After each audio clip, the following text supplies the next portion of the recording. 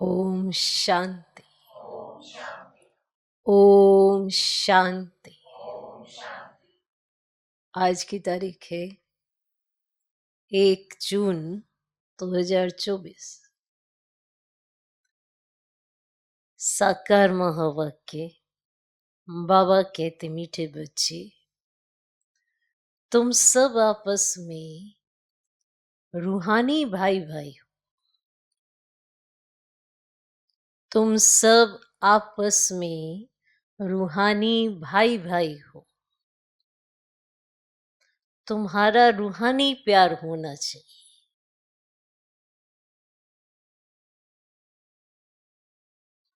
आत्मा का प्यार आत्मा से हो, जिस्म से नहीं। आत्मा का प्यार आत्मा से हो, जिस्म से नहीं। बाबा कहते मीठे बच्चे, तुम सब आपस में रूहानी भाई भाई हो। तुम्हारा रूहानी प्यार होना चाहिए। आत्मा का प्यार आत्मा से हो, जिस्म से नहीं। आज का प्रश्न, बाप ने अपने घर की वंडरफुल बात कौन सी सुनाई है? बाप ने अपने घर की वंडरफुल बात कौन सी सुनाई है?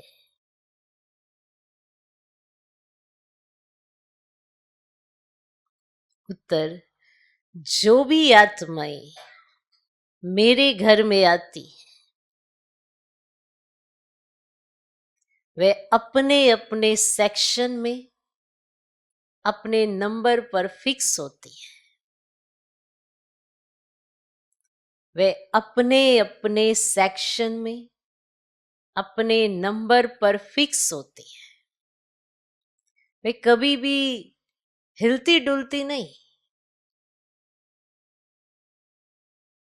वे कभी भी हिलती डुलती नहीं।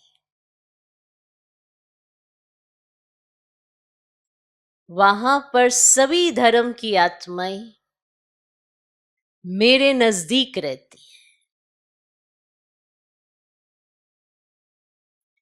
वहां पर सभी धर्म की आत्माएं मेरे नजदीक रहती है। वहां से नंबरवार अपने अपने समय पर पाठ बजाने आती हैं।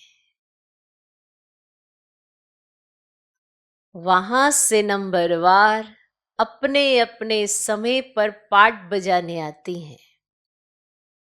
ये वंडरफुल नॉलेज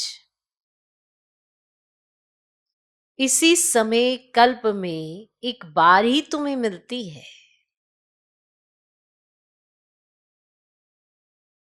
ये वंडरफुल नॉलेज इसी समय कल्प में एक बार ही तुम्हें मिलती है। दूसरा कोई ये नॉलेज नहीं दे सकता। दूसरा कोई ये नॉलेज नहीं दे सकता।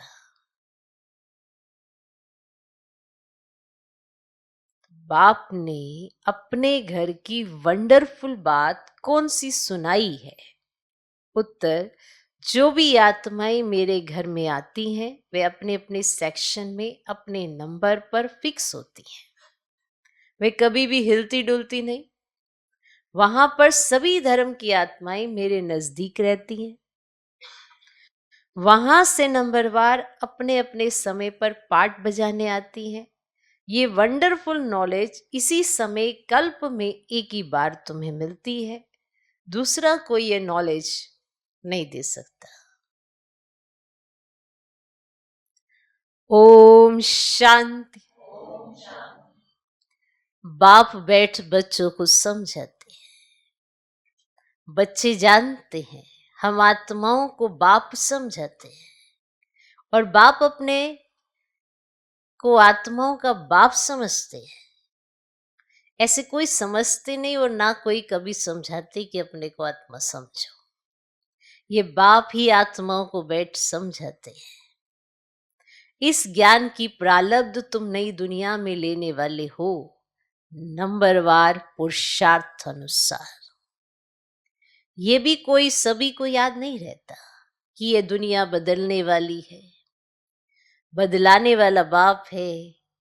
यहां तो सम्मुख बैठे हैं, जब घर में जाते हैं तो सारा दिन अपने धंधे आदि में ही लग जाते हैं। बाप की श्रीमत है, बच्चे कहां भी रहते तो मुझे याद करो। जैसे कन्या होती है तो वह जानती नहीं कि हमको कौन पति मिलेगा, चित्र देखती है तो उनकी याद ठहर जाती है। कहां भी रहते एक दो को याद करते हैं। इसको कहा जाता है जिस्मानी प्यार, और यह है रूहानी प्यार। रूहानी प्यार किसके साथ? बच्चों का रूहानी बाप के साथ और बच्चों का बच्चों के साथ। तुम बच्चों का आपस में भी बहुत प्यार होना चाहिए, यानी आत्माओं का आत्माओं के साथ भी प्यार चाहिए। ये शिक्षा भी अभी तुम बच्चों को मिलती है, मिलती है, मिलती है। दुनिया के मनुष्यों को कुछ भी पता नहीं है। तुम सब भाई भाई हो तो आपस में जरूर प्यार होना चाहिए, क्योंकि एक बाप के बच्चे हो ना। इसको कहा जाता है रूहानी प्यार। ड्रामा प्लान अनुसार सिर्फ पुरुषोत्तम संगम युग पर ही रूहानी बाप आकर रूहानी बच्चों को सम्मुख समझाते हैं, और बच्चे जानते हैं कि बाप यहाँ आए हुए हैं, जानते हैं। बाप बच्चों को गुलगुल पवित्र पतित से पावन बनाकर साथ ले जाएंगे। ऐसे नहीं कि कोई हाथ से पकड़ कर ले जाते हैं। सभी आत्माएं ऐसे उड़ेंगी जैसे टिड्डियों का झुंड होता है। जैसे टिड्डियों का झुंड जाता है ना, ऐसे आत्माएं उड़ेंगी। उन्हों का भी कोई गाइड होता है, और गाइड के साथ और भी गाइड्स होते हैं जो फ्रंट में रहते हैं। सारा झुंड जब इकट्ठा जाता है तो बहुत आवाज होती है। जब टिड्डियों का सारा झुंड इकट्ठा जाता है ना तो बहुत आवाज होती है। सूर्य की रोशनी को भी ढक देते हैं, इतना बड़ा झुंड होता है। तुम आत्माओं का तो कितना बड़ा अनगिनत झुंड है, कभी गिनती नहीं कर सकते। यहां मनुष्यों की गिनती नहीं कर सकते। भल आदमशुमारी निकालते हैं, वे भी एक्यूरेट नहीं निकालते हैं। आत्माएं कितनी है वह हिसाब कभी निकाल नहीं सकते। अंदाज लगाया जाता है कि सतयुग में कितने मनुष्य होंगे, क्योंकि सिर्फ भारत ही रह जाता है।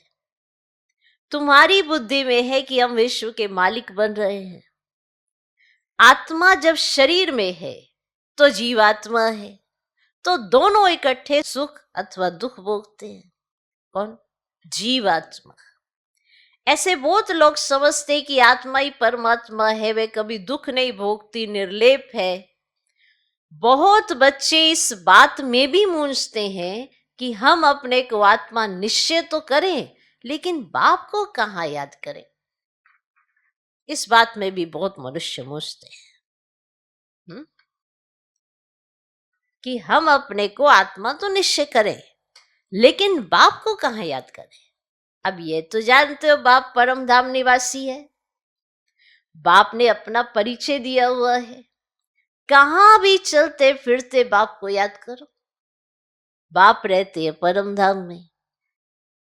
तुम्हारी आत्मा भी वहां रहने वाली है, फिर यहां पाठ बजाने आती है। ये भी ज्ञान अभी मिला है। जब तुम देवता हो वहां तुमको ये याद नहीं रहता कि फलाने फलाने धर्म की आत्माएं ऊपर में है। जब आप देवी देवता हो ना तो आपको ये याद नहीं रहता कि फलाने फलाने धर्म की आत्माएं ऊपर में है। ऊपर से आकर यहां शरीर धारण कर पाठ बजाती है। ये चिंतन वहां नहीं जाता, नहीं चलता। जब देवी देवता है तो वहां नहीं चलता। आगे ये पता नहीं था कि बाप भी परम धाम में रहते हैं, वहां से यहाँ आकर शरीर में प्रवेश करते हैं। अब वे किस शरीर में प्रवेश करते हैं? वे अपनी एड्रेस तो बताते हैं। तुम अगर लिखो कि शिव बाबा केयर ऑफ परम धाम, तो परम धाम में तो चिट्ठी जा नहीं सकती, इसीलिए लिखते ही हो शिव बाबा केयर ऑफ ब्रह्मा। फिर यहां की एड्रेस डालते हो, क्योंकि तुम जानते हो बाप यहां ही आते हैं, इस रथ में प्रवेश करते हैं। यूं तो आत्माएं भी ऊपर रहने वाली हैं, तुम भाई भाई हो, सदैव यही समझो ये आत्मा है, इनका फलाना नाम है। आत्मा को यहां देखते हैं, परंतु मनुष्य देह अभिमान में आ जाते हैं।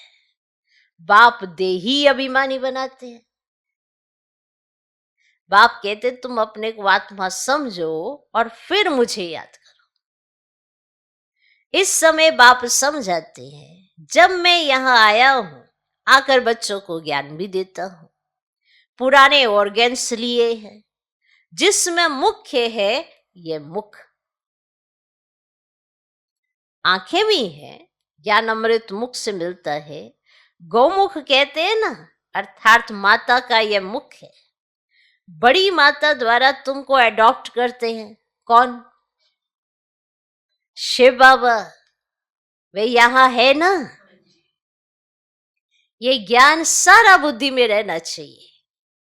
मैं तुमको प्रजापिता ब्रह्मा द्वारा अडॉप्ट करता, तो ये माता भी हो गई। गाया भी जाता है तुम मात पिता हम बालक तेरे। तो वे सब आत्माओं का बाप है, उनको माता नहीं कहेंगे, वे तो बाप ही है। बाप से वर्षा मिलता है, फिर माता चाहिए।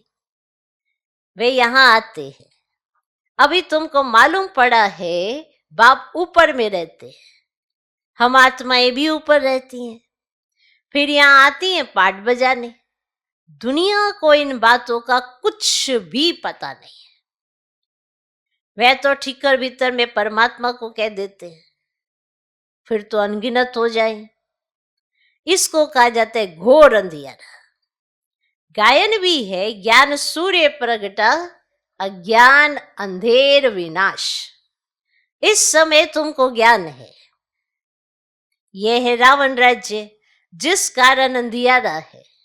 और वहां तो रावण राज्य होता ही नहीं, इसीलिए कोई विकार नहीं, देह अभिमान भी नहीं।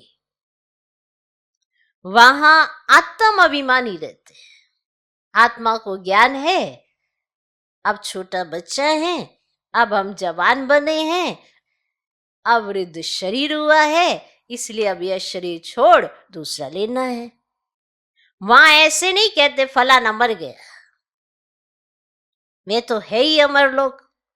खुशी से एक शरीर छोड़ दूसरा लेते हैं। अभी आयु पूरी हुई है, यह छोड़ नया लेना है। इसलिए सन्यासी लोग सर्प का मिसाल देते हैं, और मिसाल वास्तव में बाप का दिया जाता है। वे फिर सन्यासी लोग उठाते हैं। तब बाप कहते हैं ये जो ज्ञान मैं तुमको देता हूं ना बच्चे, ये प्राय लोप हो जाता है। तब बाप कहते ये जो ज्ञान मैं तुमको देता हूं, ये प्राय लोप हो जाता है।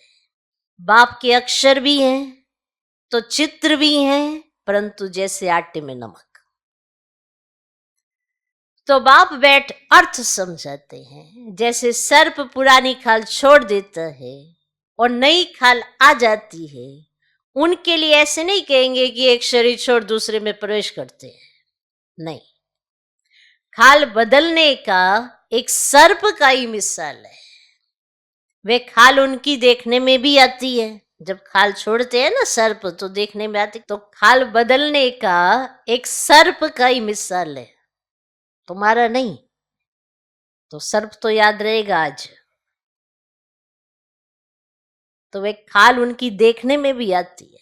जैसे कपड़ा उतारा जाता है, वैसे सर्प भी खाल छोड़ देता है, दूसरी मिल जाती है। सर्प तो जिंदा ही रहता है, ऐसे नहीं खाल छोड़ी और मर गया, अब ये खाल छूट गई मर गया सर्प जाके। सर्प तो जिंदा ही रहता है। ऐसे भी नहीं कि सदैव अमर रहता है, सर्प खाले छोड़ता रहता है, अमर रहता है, ऐसे भी नहीं है। 2-3 खाल बदली कर फिर मर जाएंगे। और वहां भी तुम इस समय पर एक खाल छोड़ दूसरी ले लेते हो। जानते हो अभी हमको गर्भ में जाना है, वहां तो है योग बल की बात। योग बल से तुम जन्मते हो, इसीलिए अमर कहा जाता है।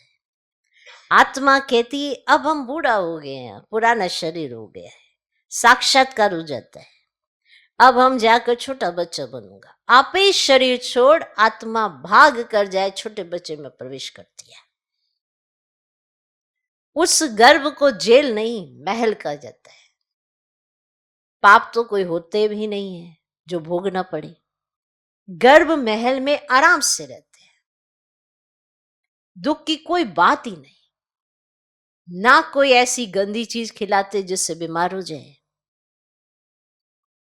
अब बाप कहते बच्चे तुमको निर्वाण धाम में जाना है, ये दुनिया बदलनी है, पुरानी से फिर नई होगी, हर एक चीज बदलती है। झाड़ से बीज निकलते हैं, फिर से बीज लगाओ तो कितना फल मिलता है। एक बीज से कितने दाने निकलते हैं। सतयुग में एक ही बच्चा पैदा होता है योग बल से, यहां विकार से 4-5 बच्चे पैदा करते हैं। सतयुग और कलयुग में बहुत फर्क है जो बाप बतलाते हैं। नई दुनिया फिर पुरानी कैसे होती है, उसमें आत्मा कैसे 84 जन्म लेती है, यह भी समझाए। हर एक आत्मा अपना अपना पार्ट बजाकर फिर जब जाएगी तो अपनी अपनी जगह पर जाकर खड़ी रहेगी, जगह बदलती नहीं है। अपने अपने धर्म में अपनी जगह पर नंबरवार खड़े होंगे, फिर नंबरवार ही नीचे आना है। इसीलिए छोटे छोटे मॉडल्स बनाकर रखते हैं मूल वतन के। सब धर्मों का अपना अपना सेक्शन है। देवी देवता है पहला धर्म, फिर नंबरवार आते हैं, नंबरवार ही जाकर रहेंगे। तुम भी नंबरवार पास होते हो, उन मार्क्स के हिसाब से जगह लेते हो, है ना। अभी जो पुरुषार्थ करते हो और फिर जितना पास होते हो, उस मार्क्स के हिसाब से आप वहां पे जगह लेते हो। ये बाप की पढ़ाई कल्प में एक ही बार होती है। तुम आत्माओं का कितना छोटा सी जरा होगा, जैसे तुम्हारा इतना बड़ा झाड़ है, तुम बच्चों ने दिव्य दृष्टि से देखकर फिर यहां बैठकर चित्रादि बनाई है। आत्मा कितनी छोटी है, शरीर कितना बड़ा है, सब आत्माएं वहां जाकर बैठेंगी, बहुत थोड़ी जगह में नजदीक में जाकर रहती है। मनुष्यों का झाड़ कितना बड़ा है, मनुष्यों को तो जगह चाहिए ना, चलने फिरने, खेलने, पढ़ने, नौकरी करने की, सब कुछ करने की जगह चाहिए। निराकारी दुनिया में आत्माओं की छोटी जगह होगी, इसीलिए इन चित्रों में भी दिखाया है।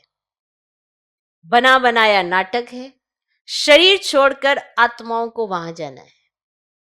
तुम बच्चों की बुद्धि में है कि हम वहां कैसे रहते हैं और दूसरे धर्म वाले कैसे रहते हैं, फिर कैसे अलग अलग होते हैं नंबरवार। ये सब बातें तुमको कल्प कल्प एक ही बाप आकर सुनाते हैं। बाकी तो सभी है जिस्मानी पढ़ाई, उनको रूहानी पढ़ाई नहीं कह सकते हैं।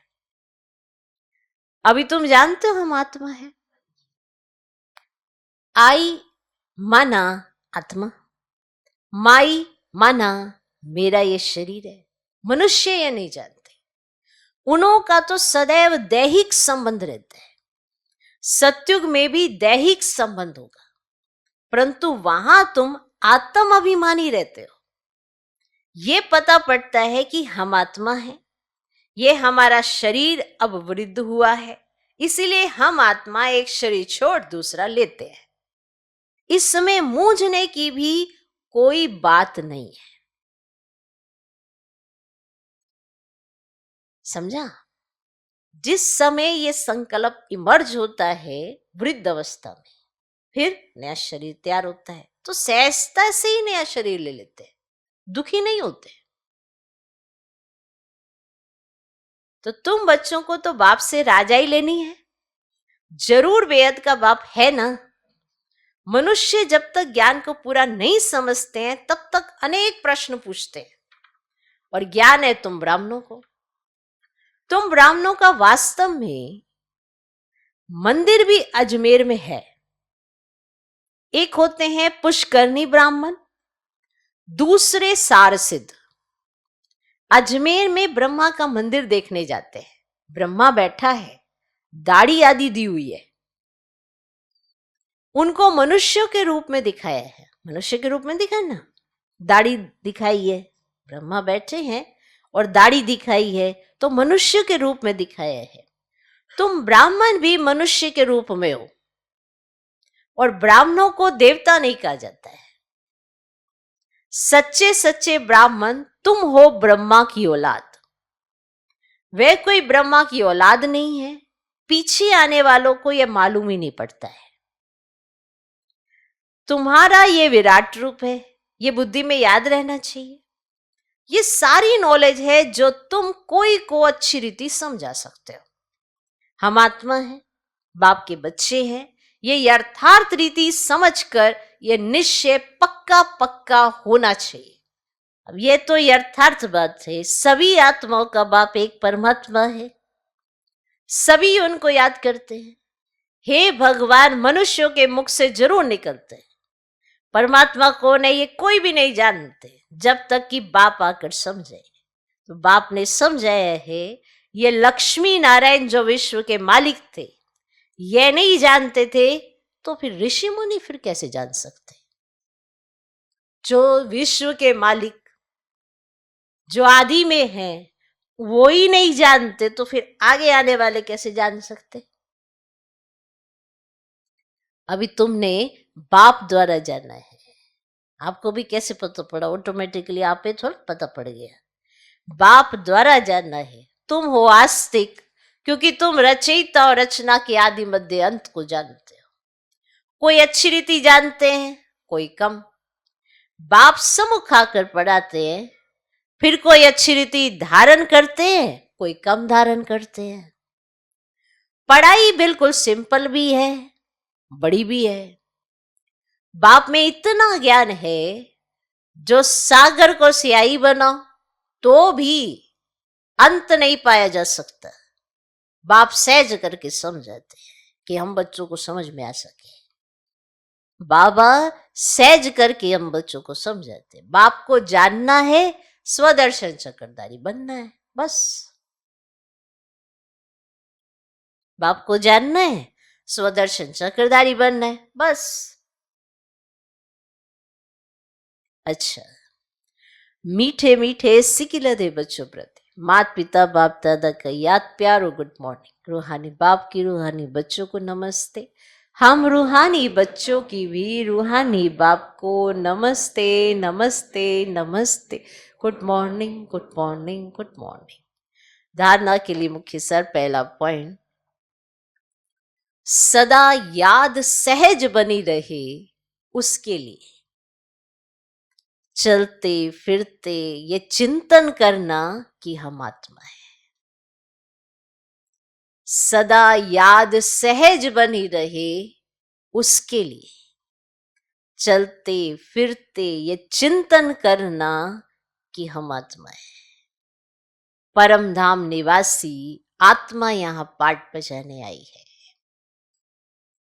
परम धाम निवासी आत्मा यहां पाठ बजाने आई है। बाप भी परम धाम में रहते हैं, वे ब्रह्मा तन में आए हैं। बाप भी परम धाम में रहते हैं, वे ब्रह्मा तन में आए हैं। दूसरा पॉइंट, जैसे रूहानी बाप से आत्मा का प्यार है, ऐसे आपस में भी रूहानी प्यार से रहना है। ये जो खींचातानी करते रहते हो, ये नहीं होनी चाहिए। और रूहानी प्यार कहाँ है? ना अपने को आत्मा समझते, ना आत्मा देखते, तो नहीं है रूहानी प्यार, तो फिर मुश्किलात तो आएगी। इसीलिए बाबा ने कहा जैसे रूहानी बाप से आत्मा का प्यार है, ऐसे आपस में भी रूहानी प्यार से रहना है। कहीं कहते सामने वाला ही नहीं रहता तो मैं क्या करूं? आप रहो। आपसे बाप ने कहा है। सामने वाले को भी बाप कह रहा है, उसने नहीं सुनने बाप की, वो आज्ञाकारी नहीं है, तो आपका क्या जाता है? आप तो आज्ञाकारी बनो। ज्यादातर यही देखा गया है। और बाबा इसको भी समझा देना, मेरे को ही क्यों कहता रहता है? आज्ञाकारी अगर आपने बनना है तो बाप की बात को सुनेंगे, समझेंगे और कहना मानेंगे। नहीं मानना चाहते तो फिर नंबरवार तो वैसे भी है, क्योंकि राजधानी तो स्थापित हो ही रही है। जरूर थोड़ा सब राजा बनेंगे। अब राजा तो वो बने जो बाप का कहना माने। तो जैसे रूहानी बाप से आत्मा का प्यार है, ऐसे आपस में भी रूहानी प्यार से रहना है। आत्मा का आत्मा से प्यार हो, शरीर से नहीं। आत्मा का आत्मा से प्यार हो, शरीर से नहीं। आत्म अभिमानी बनने का पूरा पूरा अभ्यास करना है। आत्म अभिमानी बनने का पूरा पूरा अभ्यास करना है।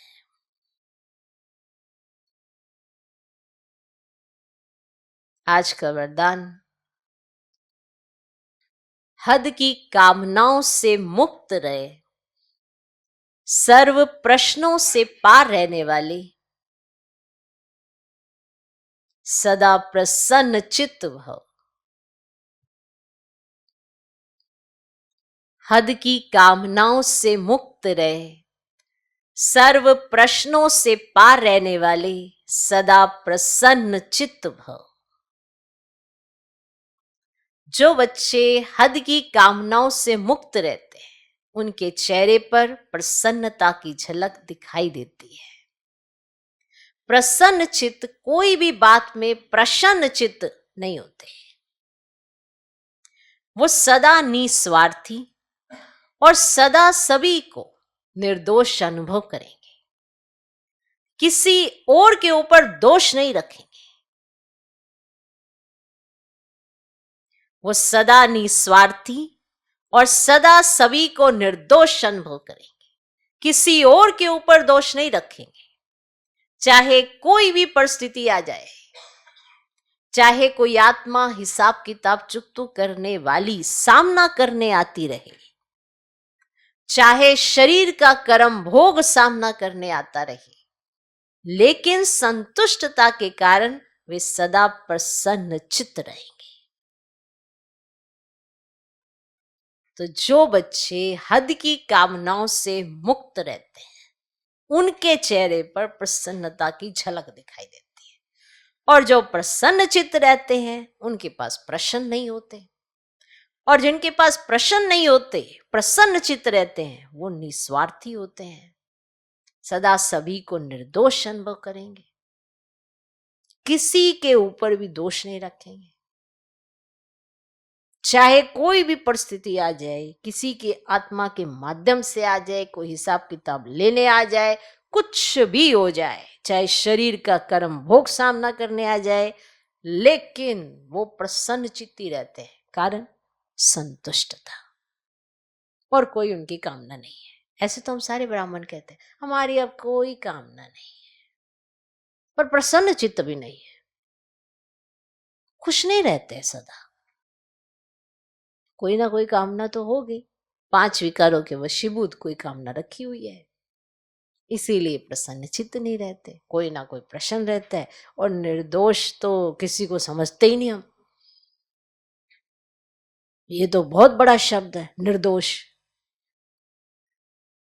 तो चीजों को समझना सीखो तो संतुष्ट रह सकेंगे, और संतुष्ट आएगी तो प्रसन्न चित्त रह सकेंगे। वरना कोई ना कोई कामना लगी रहेगी।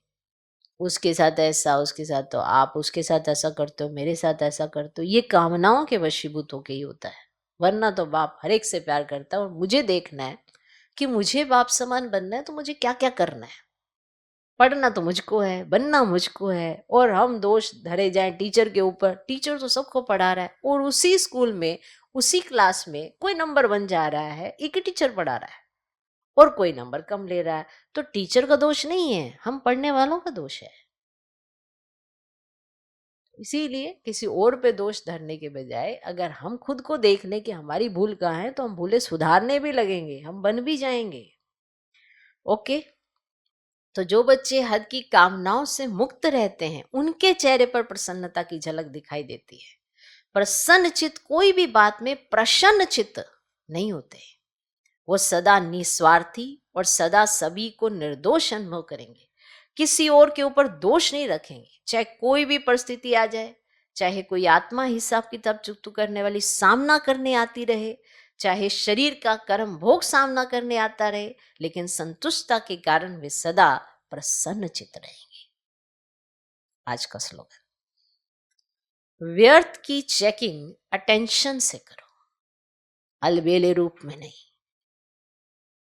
व्यर्थ की चेकिंग अटेंशन से करो, कहाँ कहाँ व्यर्थ है, कैसे मैं अपना नुकसान कर रहा हूँ, कैसे मेरा समय व्यर्थ में जा रहा है। तो ये बड़ा खबरदारी से देखना होता है।